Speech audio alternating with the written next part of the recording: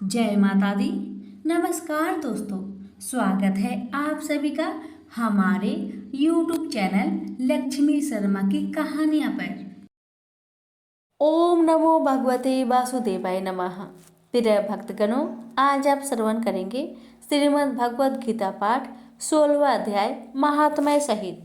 श्री कृष्ण जी बोले, हे भारत, अभय, शुद्ध सतोगुण होना, योग, निष्ठा, दान, इंद्रिय दमन, यज्ञ कराना, तप, सरलता, अहिंसा, सत्य, अक्रोध, त्याग, शांति व चुगली करना, ये सब प्राणियों पर दया, तृष्णा से बचन, कोमल स्वभाव, चंपलता को त्याग, तेज, क्षमा, धृत, पवित्रता, देश रहित, अभिमान न करना, देवी संपत्ति के सम्मुख जन्म करने वालों को सब गुण मिलते हैं।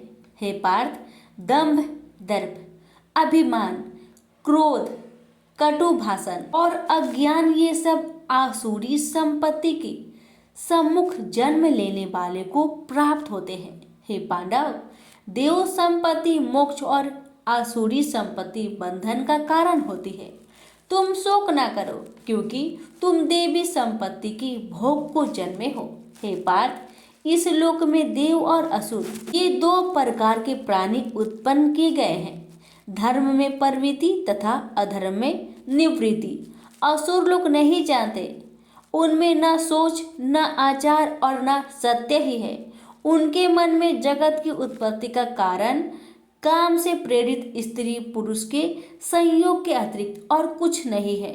मलिन आत्मा, अल्प बुद्धि, दारुण कर्म करने वाले इस संसार को नष्ट करने के हेतु पैदा होते हैं और दुष्ट कर्म के आश्रित होकर वे दंभी, मान और मद के युक्त पुरुष नीच कर्म में प्रवृत्त होते हैं। वे मृत्यु प्रयत्न चिंता से ग्रसित है। कामोपभोग ही सब कुछ है, इसी को सर्वत्र मानते हैं। वे अनेक कल्पनाओं से मोह रूपी बंधन में फंसे हुए हैं। विषय भोग से आसक्त लोग रौरव नरक में गिरते हैं। जो अपनी बड़ाई आप करते हैं, धन्य धान के पद में चूर रहते हैं। शास्त्रोक्त विधि छोड़कर केवल नाम के लिए यज्ञ करते हैं।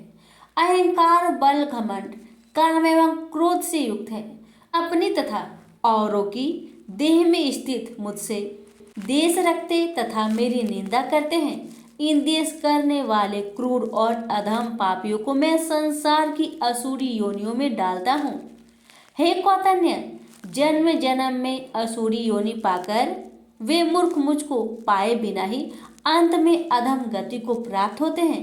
काम, क्रोध तथा लोभ, यह तीन नरक के द्वार है जो आत्मा को नाश करते हैं।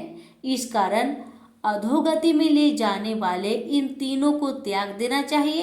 हे अर्जुन, इन तीनों नरक के द्वार से मुक्त पुरुष अपने कल्याण के लिए आचरण करता है, जिससे उसे परम गति मोक्ष की प्राप्ति होती है।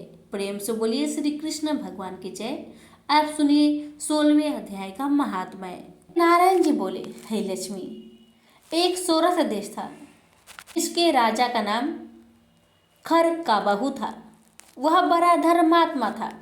उसके हाथियों में एक हाथी बड़ा मस्त था। उसकी धूम मची रहे, महावतों के पास न आने दे। जो महावत उस पर चढ़े उसी को मार डाले।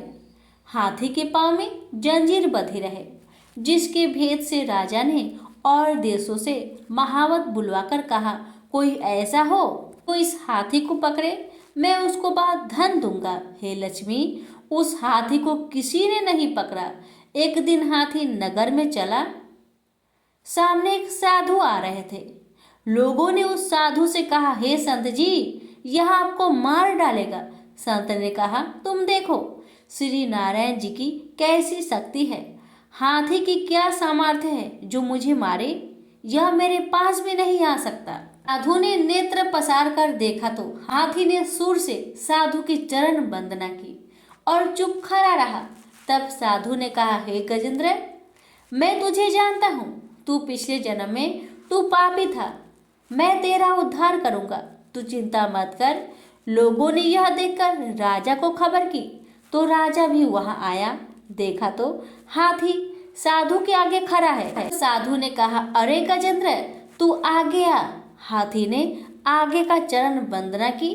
तब उस गीता पाठी साधु ने कमंडल से जल लेकर मुख से कहा, गीता जी के 16वें अध्याय का फल इस हाथी को दिया। इतना कह जल छिड़कने से हाथी ने देह छोड़कर देही पाई और विमान पर चढ़कर बैकुंठ को गया। राजा ने संत को दंडवत प्रणाम किया और कहा, हे संत जी, आपने कौन सा मंत्र कहा जिससे इस अम्य दुखदायक को सदगति प्राप्त हुई? संत ने कहा, मैंने इसे गीता जी के 16वें अध्याय का फल दिया जिसका मैं नित्य पाठ करता हूँ। यह सुन राजा ने भी पाठ सीखा और अपने पुत्र को राज्य देकर आप वन में जाकर तप करने लगा तथा 16वें अध्याय का पाठ नित्य करने लगा। समय पश्चात राजा मुक्ति को प्राप्त हुआ। प्रेम से बोलिए श्री लक्ष्मी नारायण की जय।